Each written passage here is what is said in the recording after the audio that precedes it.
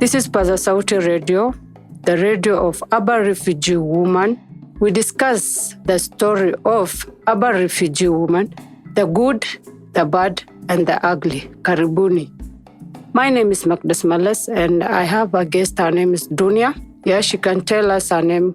Please, Dunia, tell us your name. Makanke Dunia Ibrahim Shankor. So she's telling us her name is Dunia Ibrahim Shankor. So, Dunia, I want to ask you your story. Mama.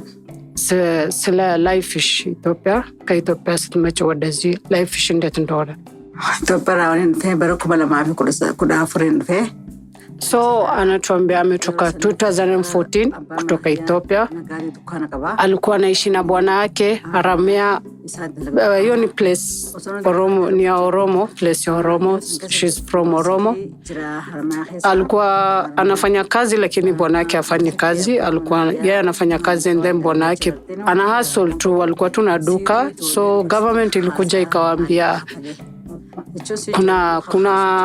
kuna issue kutoka azin wa Ethiopia na Tigray. So bwanake ilisemekana yeye ana support wale watoto wadogo wenye wako university kwa yani wako violent, wako sana, wasipate amani. Wakambeba wakaenda na yeye, ajui mali bwanake yuko. Hao watu walikuwa wanakuja wanamsumbua kwa nyumba, wanamwambia atoe bwana yake, mwenyewe ajui mali bwanake yuko. Akakaa siku moja, wakakuja usiku akiwa na sister yake mdogo, wakamuuliza bwanako yuko wapi, wakasearch nyumba wakamkosa. Sasa walichukua advantage juu hakukuwa na mtu mwingine, alikuwa peke yake na watoto wake walikuwa wadogo wamelala. Wakamrepea na sister yake mdogo, wakarepiwa. Ananiambia alikuwa na feel hayuko sawa kwa sababu amerepiwa yeye na sister yake mdogo, sister yake akimuona mkubwa wake akirepiwa, na pia inabakiwa na kwa mbona sisi tunafanywa hivyo. Ngombe mnamitemesha tumika zala yale imata. So anasema kulikuwa na rafiki ya bwanake mmoja, bwanake rafiki yake best friend close, walikuwa pamoja. Akaenda akamuelezea, akamwambia kuna venye anaweza msaidia, kitu yenye anaweza msaidia ni atafute zile magari zenye zinabeba mambuzi manini, apande hapo gari akuje mpaka Kenya. Kuna marefugee wenzetu wenye wako hapo Oromo, Amara, Tigray, all kinds of refugee wako huko, watamsaidia. So yeye aliamua kubeba usiku ya manane watoto wake na sister yake mdogo mwenye amerepiwa pamoja na yeye, wakaamua kupanda gari na kukuja Kenya. Ila ochitufne asira waraka dokumenta kalenkabo bazabora lehinkabo namiche basa khadateti. So anatuambia yeye walipandishwa gari, different gari na watoto wake walikuwa different car, na yeye akaekwa kando na watoto wake kando. So kufika Isiolo kwa border au mapolisi wa border patrol wakisearch hizo magari, wakumpata na document yote yenye anaweza prove anaenda Kenya, hakukuwa na passport. Wakamfunga jela hapo Isiolo kwa border, kuna jela.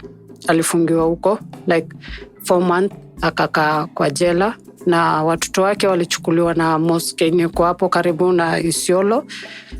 Wakawachukua wakaweka kwa gari nyingine, wakawatuma Kenya, wakakuja kulandi hapa section 9 hapo inakwanga First Avenue. Wakauliziana juu marefugee wanakwanga wengi na Oromo ni wengi hapa, so ilibidi waletewe hapo kwa mosque kwa Oromo. Iko hapa kwa First Avenue, hiyo mosque inajiitwa Masjid Yusuf. Wakaletwa huko, wakaekwa huko, wakaulizwa mmekujaje huku, uko na nani? Hawakusema mama yao mali yako. Angasema euro jole fulechiti khae angizan dufe mtala basaro ji rohan takka hira rabe uchibane jira So amesema kutoka hiyo jela, akitoka hiyo jela alipata na msichana mmoja, akamlipia transport, akakuja mpaka Kenya. Kufika Kenya hakukuwa anajua mtu yote, ajui mahali watoto wake wako kivyao. Mama akamwambia, juu sasa hujapatana na watoto wako na hakuna mtu mwenye unajua, wacha nikutafutie kazi. Akamtafutia kazi ya kufanya house help kwa Somali. Akafanyia kazi ya kwa Somali. So mama huyo nyumba amemsaidia sana, walikuwa wanafanya kazi vizuri. So mama akakuwa pregnant kwenda kuzaa. Juu mama alikuwa na watoto wa 7 alikuwa anaenda kuzaa. Akamwachia watoto akae nao. So baba nyumba alikuja akampata na watoto, akamwambia, sasa leo juu bibi yangu hayuko, wacha tuongee kidogo mimi na wewe, unisaidie nikusaidie. So anasema hakuwa anaweza kufanya hivyo kwa sababu wamemsaidia, even though hakukuwa anajua mali watoto wake wako. Alipata mali ya kulala, mali ya kukaa. Mzee akadinai kufanya kitu yote na mzee. So mzee alichukua advantage tena, akamrep tena. Alimrep. So mama hakuweza kuongea kwa sababu hajui mtu yote Kenya. Alikuwa peke yake. Ilibidi ametafuta tena ule mama mwenye alimletea hiyo kazi, akamwelezea, akamwambia, mimi ni mgonjwa, sisikii mzuri na baba nyumba amenifanyia hivi na hivi, amenirep tena, hii ni mara ya pili tena nimerepiwa. Anasema alikuwa amechukia maisha yake yote, amechukia maisha yake. So mama akamwambia, the best way ni tuende hosi utibiwe, alafu tupigie watu wa UN tuwaeleze shida yako. Wakamwelezea, akapiga simu, akaenda hosi, akatibiwa, akaambiwa waende UN. Wakaenda UN, akaelezea UN hizo shida zote yenye amepata na ajui mali watoto wake wako. So watu wa UN wakamwambia, tutakupigia simu. Akarudi bado kwa hiyo nyumba juu hakukuwa na mali pengine ya kuenda kukaa huko. Akikaa akagonjeka tena, akaenda hosi, akaambiwa ako na mimba. Kuambiwa ako na mimba, baba mwenye hiyo nyumba alikuwa naye akamwambia, toa hiyo mimba juu mimi sitaki bibi yangu ajue kama uko na mimba. Akamwambia Kiislamu kutoa mtoto kuua ni haram. Ni kweli kuua mtoto bila makosa ni haram kikwetu. Mtoto hajakufanyia kitu yoyote, hata kama umerepiwa, hata kama umefanywa nini, hiyo ni mambo Mwenyezi Mungu amekuandikia. So hakukuwa anataka kutoa mtoi. Mzee akamwambia, nitakulipa, nitakukombolea nyumba toka kwangu, usiwaambie tu bibi yangu umeacha kazi. Ilibidi akafanya hivyo. So akamkombolea nyumba. Alikuwa anakaa, watu wa UN wakampigia simu, wakamwambia kuja. Akakuja UN. Kuenda UN akamwambia, tumepata watoto wako hapa First Avenue kwa mosque. Mara ya kwanza nimetoka kuambia watoto wake walikuwa wamepelekwa kutoka 9th Street, waliletwa Section 1 First Avenue kwa mosque. So wakaambiwa hizo month zote ya kukuwa na watoto wake walikuwa kwa mosque, walikuwa wanaishi kwa mosque. Saa zingine pia ni mzuri ukiwa na kabila yako karibu juu unajua wanaweza kukusaidia mostly, na ukiwa Muislamu watakusaidia. So ameshikanishwa na UN na familia yake, akapata watoto wake, wakawapatia documents ya kukaa Kenya na wakawalipia nyumba, wakawapatia food, wakaanza kuishi. Wacha tusikize stories za watu wengine. Kama mimi mwenye nafanya biashara, tumecollect story mingi za watu wengi nje wenye wanafanya kazi kama mimi hapa, kama guest wangu hapa, and then nitakuja tena back.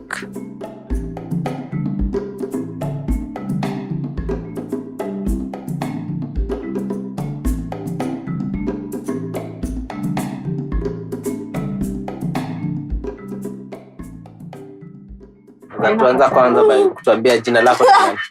Jina yangu ni Hadrami Omar Siraj. Rudia tena tafadhali. Hadrami Omar Siraj. Hadrami. Yes. Omar Siraj. Yes. Jina nzuri sana. Unaweza tuambia umetoka pande gani? Mina matoka Ethiopia. Upande gani wa Ethiopia? Ethiopia unaita mali, unaita Bali. Bali. Ni upande wa chini juu ama ni chini kabisa? South. Kwa chini kabisa. Haya. Sasa kule Ethiopia. Mimi Ethiopia. Kule Ethiopia ulikuwa unafanya kazi gani? Mimi kama iko Ethiopia. Kama iko mama yangu mimi nasoma. Alafu tena mimi naoa mzee. Ulikuwa na mzee kule Ethiopia? Ama Ethiopia. Ndio bado mko naye huko Kenya? Ndio bado uko naye huko Kenya ama nani? Mzee. Iko lakini sisi hakuna pamoja. Amiko pamoja. Na ulitoka Ethiopia mwaka gani? Ametoka 2008. 2008. Ndio ulikuja Kenya. Na ulipotoka Ethiopia ulikuja kama ulikuja upande gani wa Kenya mara ya kwanza? Kenya ama Ethiopia? Kwenye ulikuja Kenya, ulikuja wapi kwanza? Hapa Isli. Ulikuja Isli? Ulikuwa unajua mtu yote Isli? Ulikuja tu.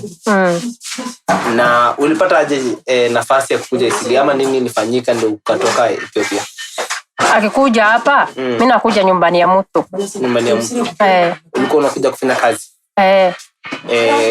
Kazi gani? Kama utakuja hapa, mimi nakuja biki yangu, alafu iko mimba, mimi nakaa nyumbani ya mtu. Sijafanya kazi lakini nafanya kazi kidogo ya nyumbani. Alikuwa amekuja amekuweka tu kae na yeye. Ni mtu mlikuwa mnajuana? Najua. Mimi naona hapa haiwezi juana lakini mtu ya Islamu. Muislamu. Waislamu kwa sababu ni dini yani kusaidiana. Hiyo ni mzuri sana. Na sasa wakati ulipofika Kenya, changamoto gani ulipitia ulipofika huko?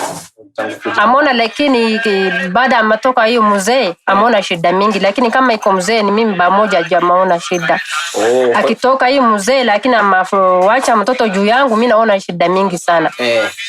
Mzee alienda kwa nini? Ameenda 2017. Mlikosana? Amekosana ameenda akaenda akawacha alirudi Ethiopia ama bado yuko Kenya? Iko hapa Kenya. Lakini hamuelewani. Na sasa mlipowachana mambo gani ulipitia kidogo kama unaweza kubali kutuambia? Kwanza chakula ya mtoto juu yangu, kulipa nyumba juu yangu. Tena mtoto yangu ni mgonjwa haiwezi mtu nasaidia mimi. Kila kitu ni juu yangu. Mimi haiwezi jua kufanya kazi siku mzee matoroka. Mimi haiwezi jua hata kazi. Alafu natoka nguvu na nje. Nitafuta mtoto na beba, natafuta kazi. Na ulipata kazi gani ya kwanza uliyofanya? Mara ya kwanza mimi napata kazi ya kupiga injera Ethiopia. Kupiga injera? Injera Ethiopia. Tena mtu mwingine nafundisha kukalanga injigu. Injigu na kalanga na funga nyumbani na beleka duka. Mtu nafundisha hivi. Alafu tena mimi nakoroga shambo. Najua hivi tu. Kuosha nileni ni ya kuosha choo. Ya kuosha. Ile sabuni? Ya sabuni. Najua kukoroga. Alafu napiga injera Ethiopia. Haiwezi hakuna mtu nasaidia hii mtoto yangu. Kama mimi naenda kupiga injera Ethiopia hakuna mtu nasaidia huyu. Mara mimi nalalisha huyu natoka usiku na mimi napiga. Tena hawa nawacha biki hawa. Mimi nagopa hata kama natoka nyumbani. Hata kama naamuka unalia, nafungua milango natoka nje, hawa nalala. Mimi nagopa amawacha kabisa hata kazi ya injera. Sasa mimi napiga ijugu na shambo. Kama utabeleka hii duka, mtu mwingine nakupatia, mwingine haiwezi patia mimi. Lakini nachukua mara nyingine amesema ngojea lakini haiwezi pata mzuri. Na ngojea lazima. Na polisi wanasumbua wewe? Polisi haiwezi sumbua mimi. Hujapata polisi akikusumbua? Hata serikali hamjawahi sumbuana na serikali hata mara moja? Hapana. Umeishi tu vizuri tu bila shida yangu biki yake ya nyumbani ya mtoto, ya kulipa nyumba, ya kukulisha mtoto. Shida hii mimi naona mingi lakini sawa. Tena mtoto yangu sina mono huyu mgonjwa. Hakuna mtu nasaidia sijapata kutibia huyu. Ni mgonjwa akili yake iko shida. Iko shida mingi akili yake. Sinamwona iko maka 7 ni kitu yeye. Nafunga pambas, hawezi enda choo yeye. Hata kama anaenda lazima mimi nabeba ama lazima mimi nafunga ni hawa yote nyumbani nini. Geti lazima nafunga sababu huyu napotea. Mimi namabeleka mali najua lakini japata dawa mzuri huyu. Wanasema vipi? Hawezi bona. Wanasema hawezi pona. Pole sana mama. Shukrani. Natumai mambo yako yatakuwa vizuri, si ndio? Inshallah. Asante sana kwa kutuongelesha. Sawa, hata karibu. Karibu hata wewe. Habari yako? Nzuri sana. Kwa majina unaitwa nani? Naitwa Maji. Naitwa Maji? Ndio. Umetoka upande gani wa dunia? Mimi nimetoka South Sudan. South Sudan? Yeah. Upande gani wa South Sudan? Jonglei. Jonglei? Yeah. Hiyo ni north, south, ama ni upande gani? Central. Central? Ndio. Haya. Na ulikuja Kenya mwaka gani? 2004. 2004? Ndio. So umekuwa huku tangu kwa miaka 7. Miaka 7. Sawa. Kwa sasa uko na miaka ngapi? Niko na 27. 27? Ndio. Na so far tangu kuja Kenya changamoto gani umepitia? Mingi sana. Kama gani? Tuseme Kenya kuna vitu mingi. Yes. Kuna elimu. Yeah. Na kuna usaidizi. Ndio. Kwa upande zingine kuna usaidizi. Kama kuna scholarship zingine Wakenya wanapatianga watoto wa shule na wenye hawako shuleni. Ndio. Na jinsi ya kupata kazi, mambo ya kupata kazi, ni rahisi ama ni ngumu ama ni vipi? Ni ngumu sana. Juu kupata kazi hapa Kenya mpaka upate ID ya Kenya. Na hiyo imekuwa effect sana kwa refugees ama wenye wako tu Kenya hapa kama asylum na hawana hizo IDs. So bila ID huwezi pata kazi. Na kwa hivyo watu wengi wako sana bila kazi. Na sasa since ni ngumu kwako kupata kazi, wewe unafanyanga nini ili uweze kujidisha? Tuseme mimi nafanya mjengo. Nafanyanga kumix to kujenga manyumba. Hiyo ni kazi ya mkono. Sidhani kama inahitaji ID. Na hiyo ndio kazi yenyewe tunajaribu. Ukiwa mjengo kuna discrimination maybe unapitia kwa sababu wewe ni refugee ama kitu kama hiyo? Ama watu sometimes lakini si sana kwa watu wachache. Kama example moja ishaipitia ni kama tumesema that ukifanya kitu fulani mtu anakuambia hapa si Kenya, hapa si South Sudan, si kwenu. Anakudiscriminate hapo. Kweli. What do you think the government should do? Ili mkuwe na better life, kuwe na easier life? Ni isaidie watu wakuwe na job opportunities. Kila mtu ajitafutie kazi na wasinyime kila mtu kazi. Hata kama una ID na una qualify kufanya hiyo kazi, upewe. Ndio. Na ushajaribu kwenda kwa UNHCR kupata zile karatasi ambazo za ni alien card ama inaitwa? Alien card. Tuko nayo na hiyo isaidii bado. Bado isaidii. Okay. Na makarao hivi wanawasumbua ama? Hiyo sasa ndio iko. Hiyo sasa ndio kitu iko. Wanasumbua sana lakini kitu kubwa sana ni kuwaonga. Hiyo ndio way out. So kama huwezi onga karao, tuseme kwa siku, tuseme karao akikushika saa hii, itakukost ngapi kutoka kwa mkono wake? Ina depend penye amekushika. Akikushika mali yenye hukufai kuwa, hiyo inaweza cost hadi 50k. Juu wanadhani kila mtu ako na pesa. Lakini wengi hapa ni wasoto. So lakini kama ni makosa kidogo, mpatikana uko na tao, unampatia na kuachilia hapo. Na bado utashikwa tu mbele. Na kuna kitu nimesikia kwa marefugee wengine wenye nimeongea na wao, wananiambia ati watu wengine wanafikiria ati marefugee wako na pesa, wanapatiwa pesa na UNHCR. Ni kitu yenye wewe unapitia mara kadhaa? Hiyo ni uongo. Ni uongo sana. UNHCR haipatiangi watu pesa. Ni chakula tu peke yake. Na resident place. Pale ya kuishi. So mnapatiwa pale pa kuishi na maybe chakula hiyo peke yake. Pesa hakuna. Ndio. Hiyo nyingine ni ujisote. Wewe ujisote. Na saizi hauna kazi, hauna kila kitu, una depend tu maisha.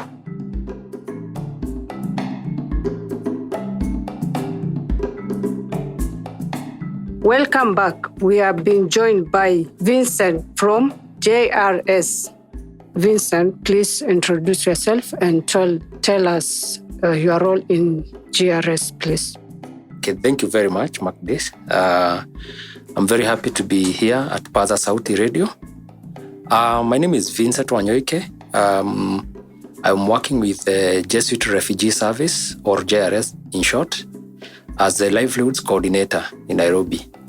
So my role basically is about helping and supporting refugees and other persons of concerns in matters to do with self-reliance, capacity building, and such kind of things. So in a snapshot, that is my role as livelihood coordinator. I oversee the program that involves skills training, market linkage, and also vocational skills for mainly youth people, and also from the refugees and also from the host community. So nataka utuambie sasa, kwa hiyo yote yenye mnasaidia watu huko mkiwa huko kwa hiyo ofisi yenu, nataka kujua challenge yako, success yako, na venye unapata aje ukiwa na refugee. Inakuaje challenges? Yeah. Okay, so life for most refugees is quite challenging. It's full of very many challenges. And so, I think I would say that it affects women in a big way than it affects men, because women are the duty bearers, and they are, they have the duty to raise up children, look after children, while the man can be the man in the family, but he's absent. Or the man can help children, and then they go away. So women are left with the duty and the role of bringing up children. And so they face so many challenges. They go through so many struggles in terms of making ends meet. If I could just talk about some of the challenges that are top on my mind that women face. Refugees mainly will not be able to get employment. Even for those who have education, getting formal employment is a tall order because of issues to do with documentation, issues to do with the work permit, and all those kind of things.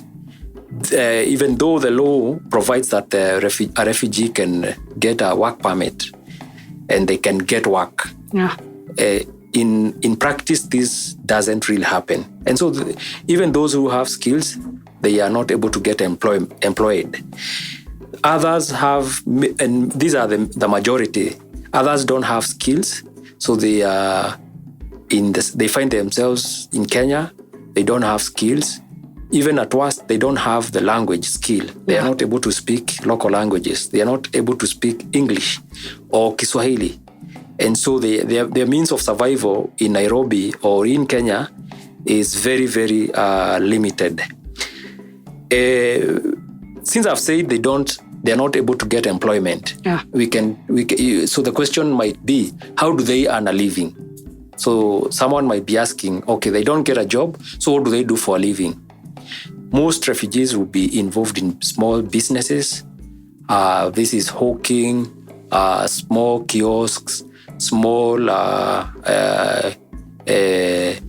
hotels, small businesses in the informal sector. And others will be working in casual employment, like, for example, in cleaning, that is washing clothes,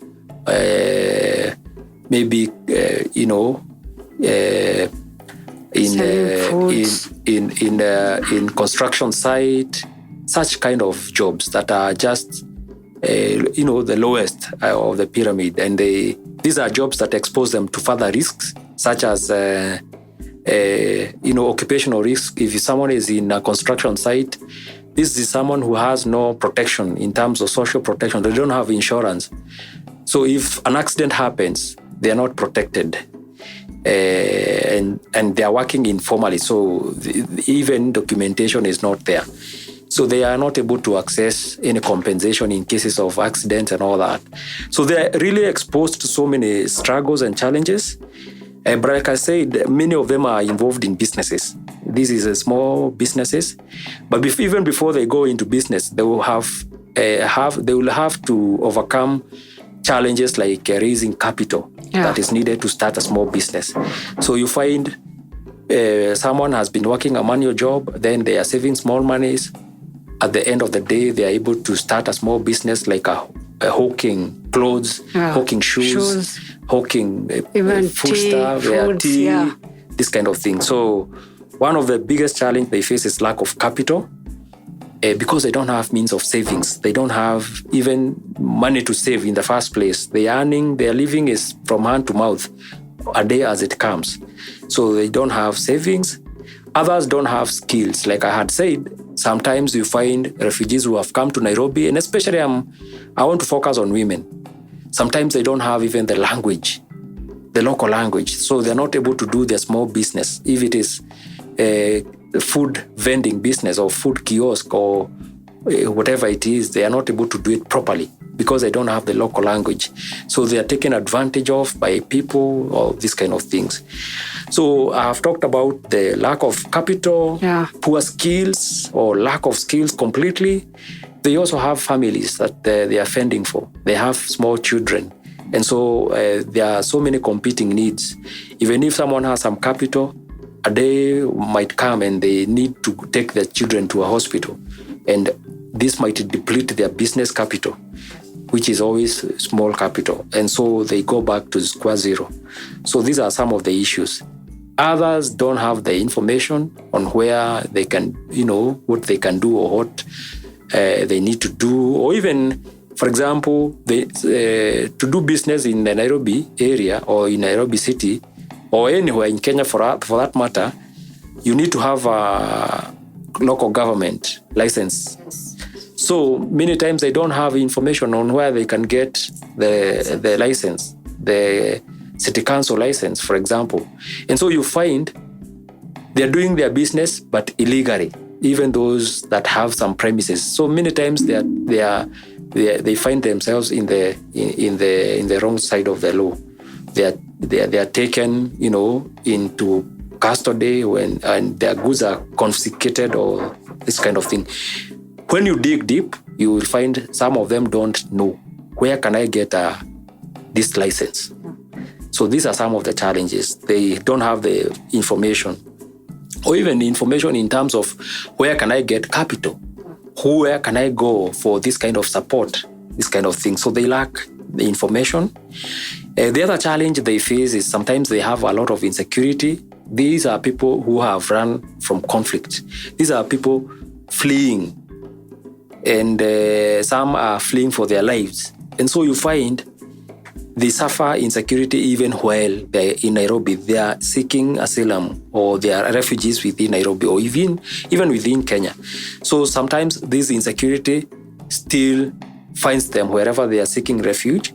And so this you find might affect how they do business. So someone could have opened a shop here, but all of a sudden they have this insecurity. Someone is following them, someone from their home country or someone who is seeking to harm them, and they have to close business in a hurry and shift to another place. So these are some of the other things. Of course, they're doing this business within the communities that are in Nairobi, the local communities. And so you find there will be cases, although they are very rare cases, but there will be cases of hostility from the host community. Yes. If a refugee is doing a business that is succeeding, that is doing so well than the local host business, so you find there is that potential for that hostility to come in. So they don't own properties, so you will find they might even be forcefully shut down because they have rented the premises, this kind of thing. Someone wanting to take that place, you get. Yeah. So sometimes they face the insecurity and also that hostility, though it's rare. I would say these are some of the few things that are on top of my mind from my experience working with refugees. And at JRS, or Jesuit Refugee Service, we have we are deliberate in terms of working with women. 1, 2, go. So Mark, these are some of the challenges and struggles that on top of my mind that refugees in Nairobi are facing. So I want to ask you something. In that your organization, yeah, most people, they'll tell me we'll go to register ourselves in your organization, and then they will come and tell me that they told me after 3 months, 4 months, I want to hear from you. When someone come and they want to take a loan from your office so that they can start their own biashara, you will tell them, give me your details, yeah? After details, and then you tell them that I will call you, yeah? That time when they come and then you take all their details, all the stuffs. After 3 months, you guys, you call that person, yeah? Why 3 months? I think the main reason for this is that at Jesuit Refugee Service, we have an open door policy. So we receive refugees on a daily basis, random, people who just come seeking to be supported in various ways. Yes. This could be in education, in livelihoods, in medical, rent, all these kind of issues. They're presented at our office every single day. Yes. And now we have our satellite offices in Eastleigh, we have in Kayole, in Kangemi, closer to where the refugees reside or they're living. Now, coming back to your question, so having said that people come on a daily basis seeking support, or for example, like the loan that you mentioned, many times people come. But you see now how the program works is that we have program implementation period. So this means that maybe, for example, in January to December, that is when we are implementing, or that is when we have a certain program going on. So if, for example, now someone goes to JRS office now, say it's in the month of November, or it's in October, they're seeking to be supported for business or with loan or with grant or anything, even education. What at this point we will do is we will take their details. And then the reason we are taking their details is because at the moment we are not enrolling, we are not recruiting people into this program. Because remember, when the program started in January, there's a good chance people were recruited in January, February, and then the program has not ended. Or there's no new project or no new program that is targeting this kind of thing. So we will take their details. We always take the details in terms of their names, their contacts and all that, what they wanted. And in case now there's support, maybe within the short time, or if the next time we have a program that wants to support people in this area, we have these people who have been coming to the office. We just call them. We just go back to our database and we will see there were 100 people who came looking for business support. Then we will, instead of advertising, we contact them directly. We call them and then we will start the engagement at that point. So the reason we do that is these are people who have shown interest in business or in education or in whatever area. And then when that support is available, we call them up and seek to know what they're doing currently, if they're still interested or in all this kind of thing. Okay. Sometimes you can get a refugee that she or he has short temper. Yeah. If you don't give them the money right there, they will start to shout, showing us some dramas. How are you handling that?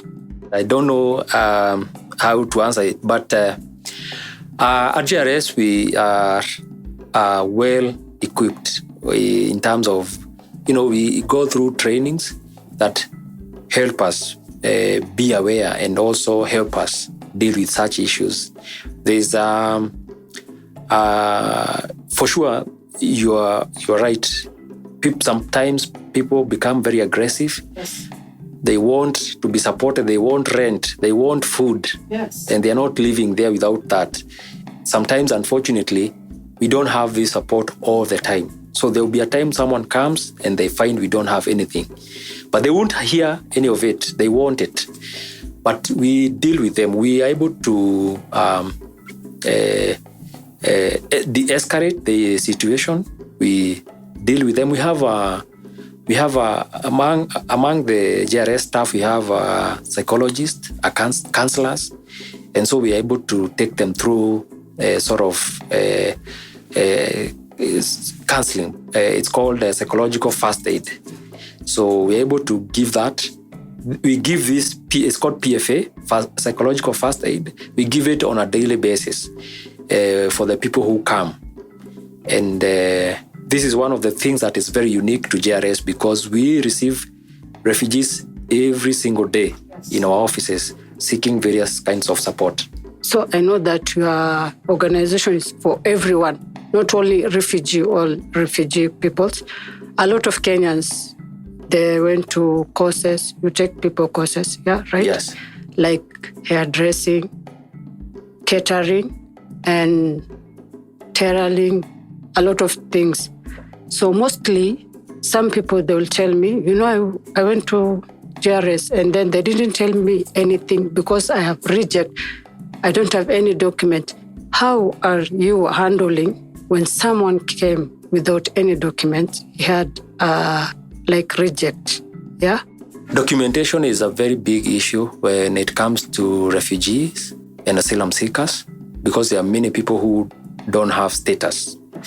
So they don't have documentation. I had said one of the challenges they face is lack of documentation. And so people come and we receive so many people because of our open door policy. JRS does not discriminate. We do not discriminate. We support people based on their needs. We support people based on assessment. And also, of course, based on the qualifications. By this, I mean, for example, if someone has no documentation and they want to do a particular course, for example, in a vocational course, that is where the challenge might be because when it comes to vocational courses, there are issues to do with registration, government examinations like NITA examinations. So without documentation, sometimes it becomes a challenge. However, at GRS, we do support and we do receive people who don't have proper documentation because there is no other organization or there are very few organizations maybe that are supporting that category of refugees and they still have needs. So at GRS, we are moved first by the, our values and our mission to support and to work with refugees. And so we are able to look on a case by case. Yes. Thank you so much. That was my own question I was asking you. And thank you for listening to me and thank you for coming here to listen to us and giving us your points. If my guest has a question, she can ask you. She have a question for you. Sure. Okay. I will be the translator. No problem. So she is asking you this. I don't know if you're going to help her. She's telling me she have documents separate and her children. Her children have their own document and she have her own document. She wanted her children and her in one document. Yeah.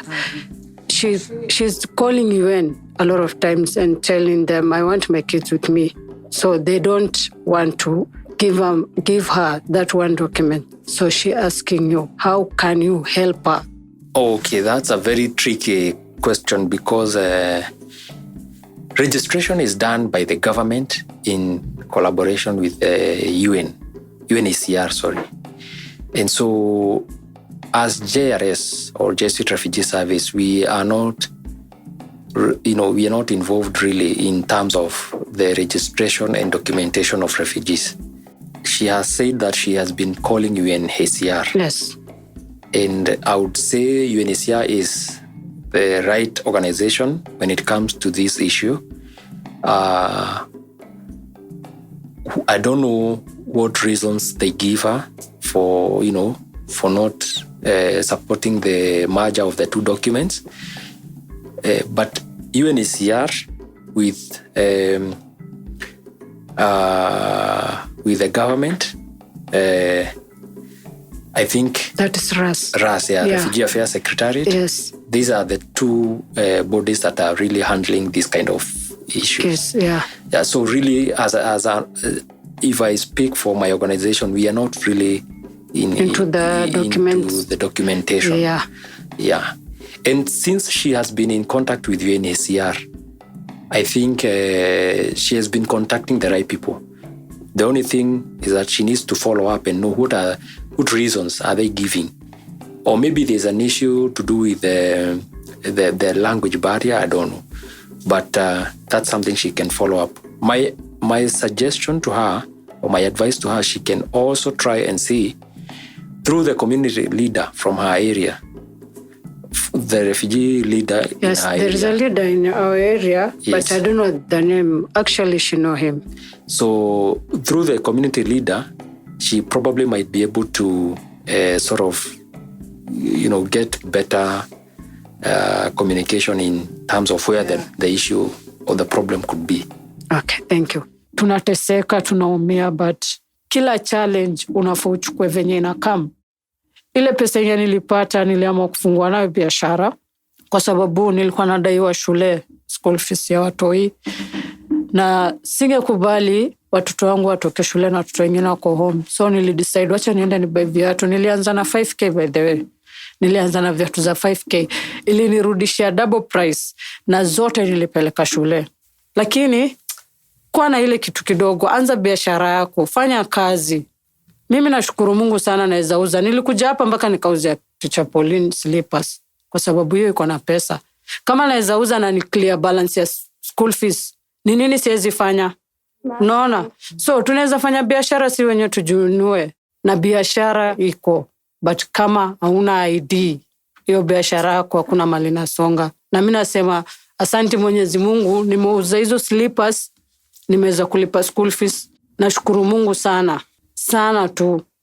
Kwa sababu kila kitu ina happening na reason. Ndo Mwenyezi Mungu akupende, kuna challenges. Lazima tuface hizi challenges kila time. Ndo inuke. For now, I'm still doing an internship. My boss or my supervisor or my mother or something, she gave me an extension because she saw I don't have a job. So she gave me time, so after another job, but that internship gives me a stipend, so I'm able to also give something at home, and also I take care of my, So as for me, also I can say that I have a stable job, but there is this company, huku Kenya, that I work with. So sometimes wananitumianga like ma movie, nafanya dubbing, and sometimes I go for the voiceovers. So si kitu nafanyanga like kila siku, but nikiweza kufanya like 5 times a month, at least I know at the end of the month I have something to,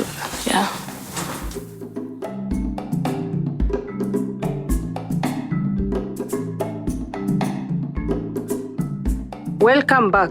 So, Mr. Vincent, that's my other girls. We learned with them in Paza Sauti. So I want to know about your success in your organization. How many refugees did you help to get a shop or education, rent?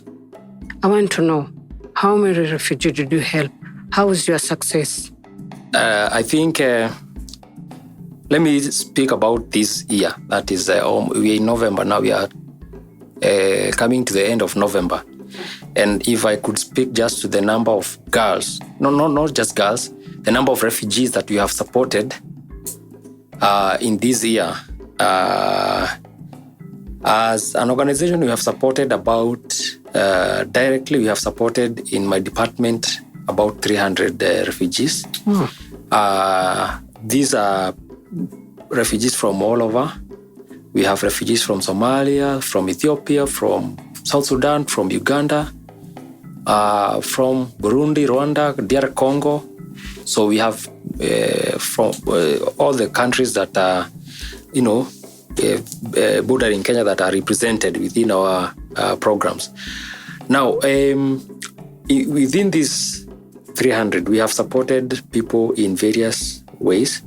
For example, we had 142 in vocational skills. This was people we placed in schools to learn courses like mechanics, electrical, installation, hair and beauty, basically the courses that are marketable. Yeah. And so catering and all those courses.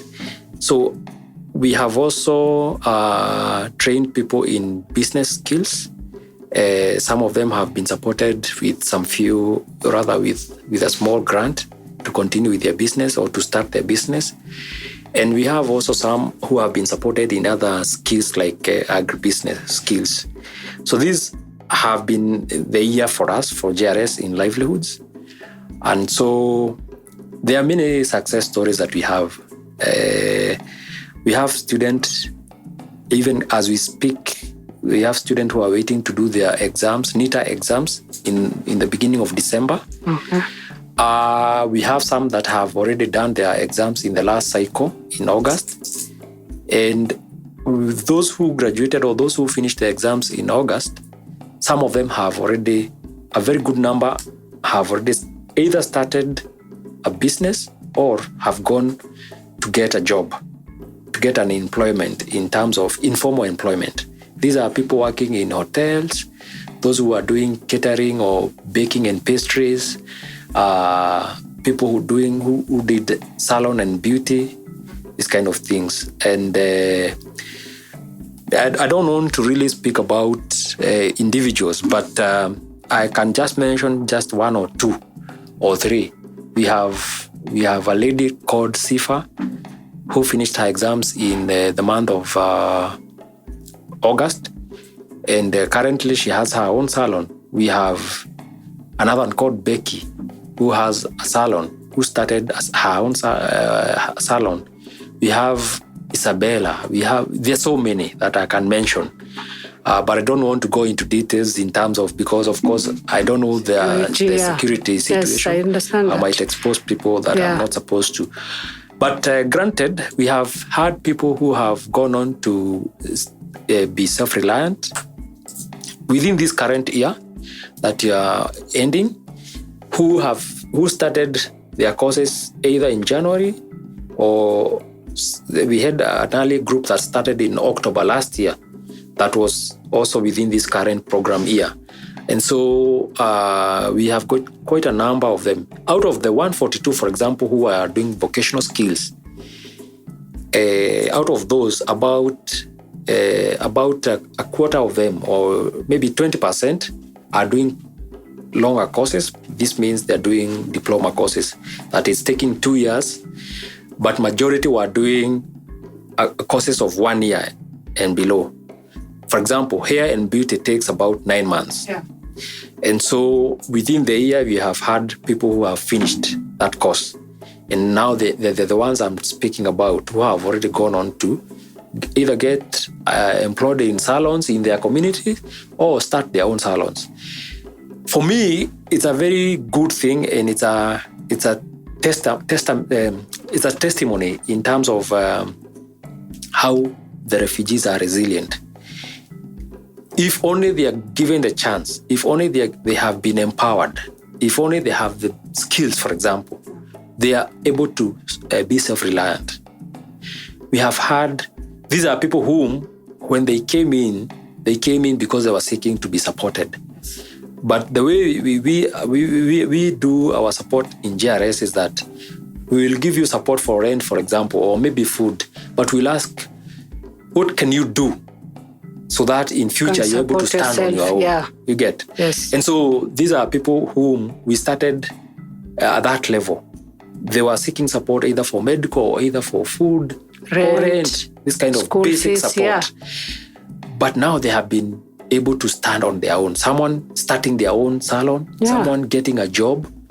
This is it's a testimony that these people can, if given the chance, be self-reliant.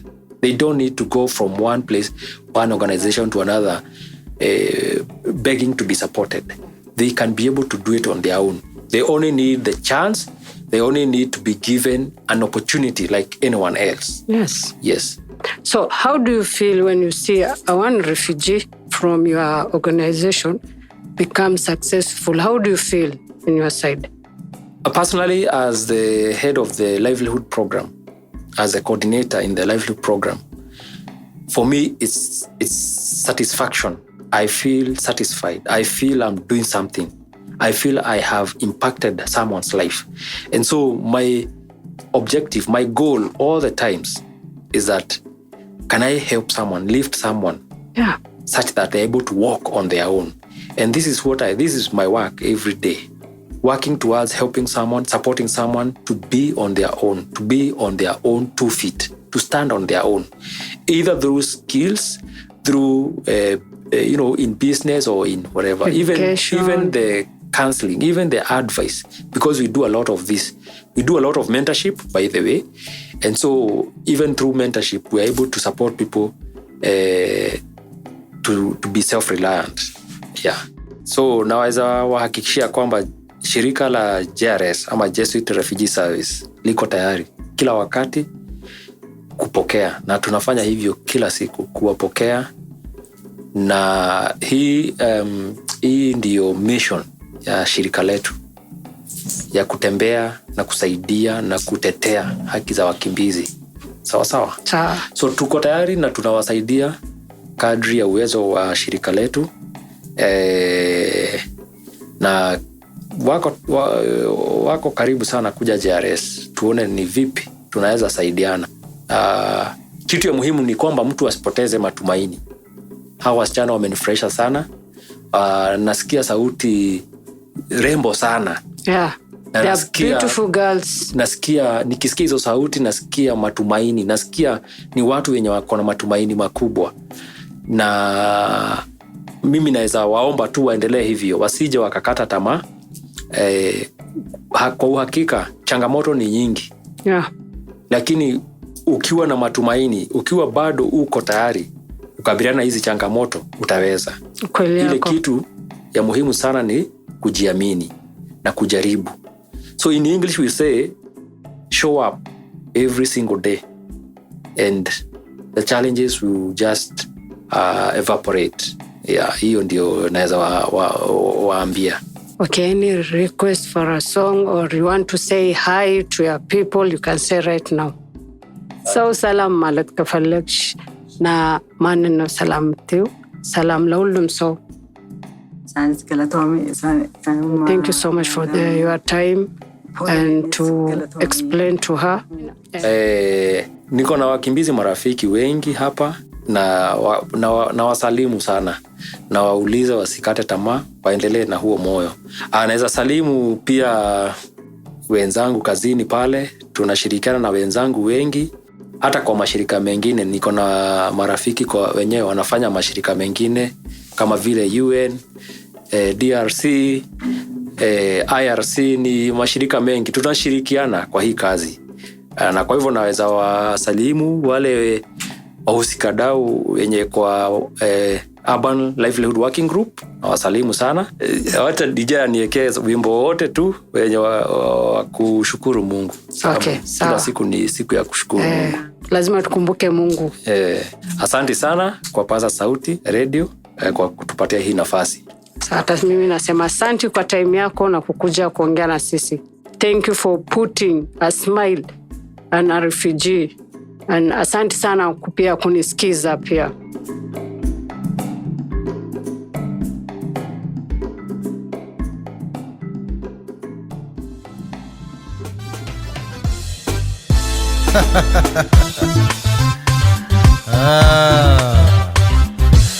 Don't get confused.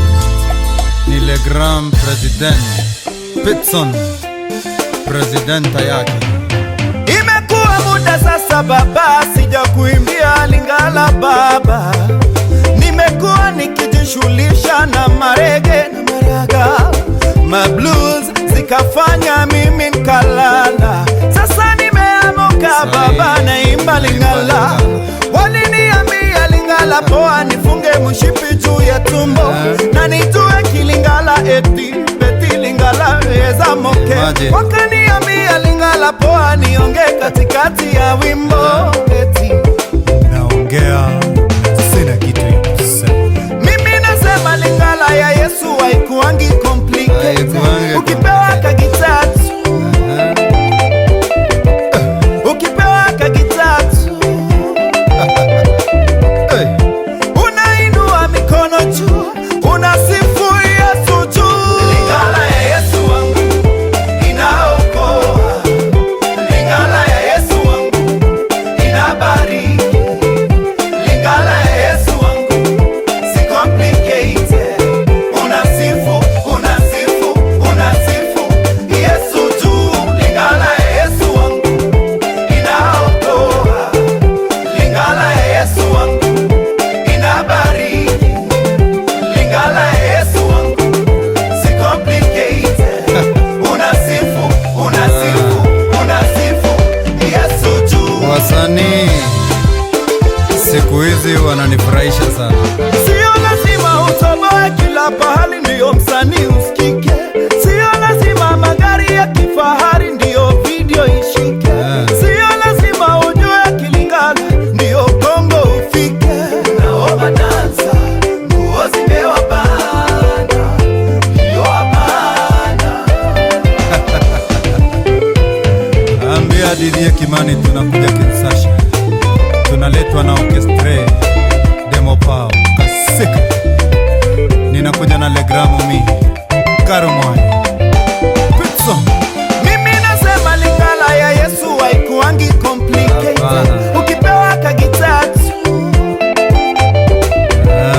ukipewa kagitatu kweli unainua mikono juu, unasifu Yesu juu. Lingala ya Yesu wangu inaokoa. Lingala ya Yesu wangu, Lingala ya Yesu wangu inabariki. Inabariki. Lingala ya Yesu wangu si complicated. President Unasifu, Pitson unasifu, Ayako unasifu Yesu juu. Lingala ya Yesu wangu inaokoa. Lingala ya Yesu wangu Lingala ya Yesu inabariki. Lingala ya Yesu wangu si complicated. Unasifu, unasifu, unasifu Yesu juu. Unasifu, unasifu, unasifu Yesu juu. Unasifu, unasifu, unasifu Yesu juu. Sio jina lako msanii, unasifu Yesu. Unasifu, unasifu, unasifu Yesu juu. Unasifu, unasifu, unasifu Yesu juu. Unasifu, unasifu, unasifu Yesu juu. Unasifu, ndio wananiita huko. unasifu, unasifu, unasifu Yesu juu. Mokolokolo Mai Kalambai, usikomplike Lingala sana. Hii mambo si ngumu, tukipewa kagitaa tunakatika. Asante sana watu wa Lubumbashi, maombi yenu ilifika. Mimi na mwenye yake tulishinda Coupe de musique le chrétien. Leta bongo pona kupe bana bana. Je vous remercie beaucoup, beaucoup. Beat ni ya Noel Waitara. Nilipomwambia niko na beat ya Lingala, aliita kijana Abu na Aizo wakaloketo loketo loketo loketo ba. Inanibamba.